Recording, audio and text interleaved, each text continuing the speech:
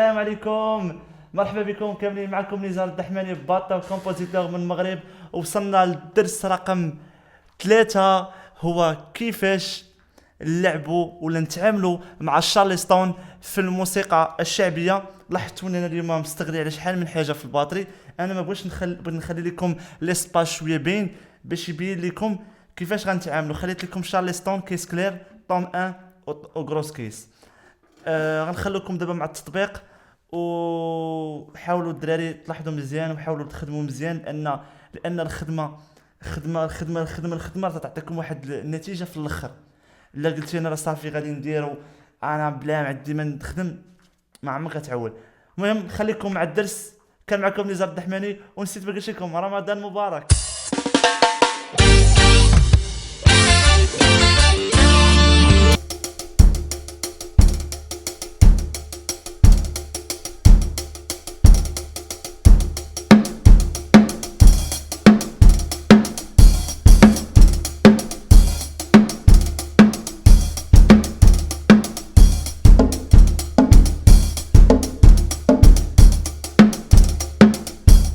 غنشوف.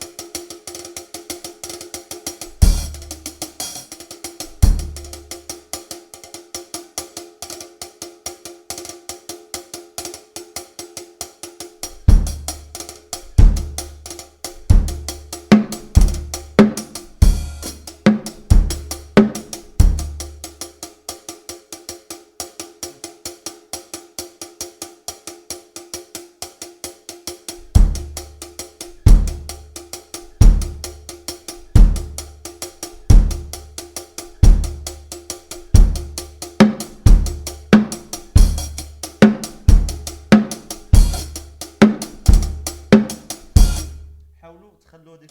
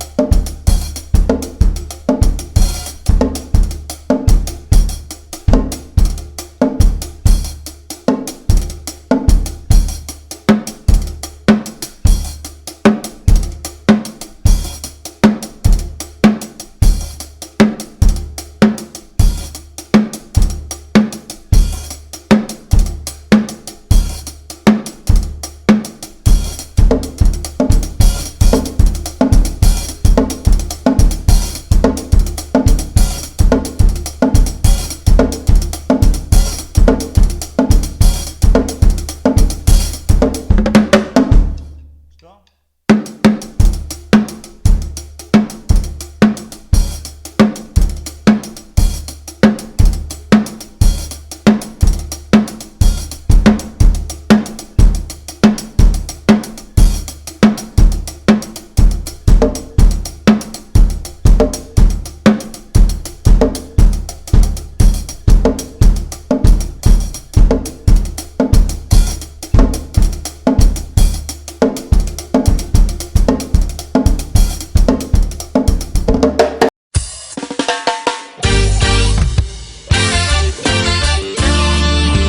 سيدي، حلقتنا سالات.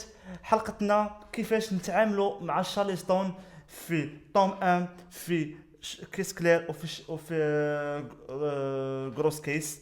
حلقتنا كانت سهله، انا بسطت لكم جميع الدروس.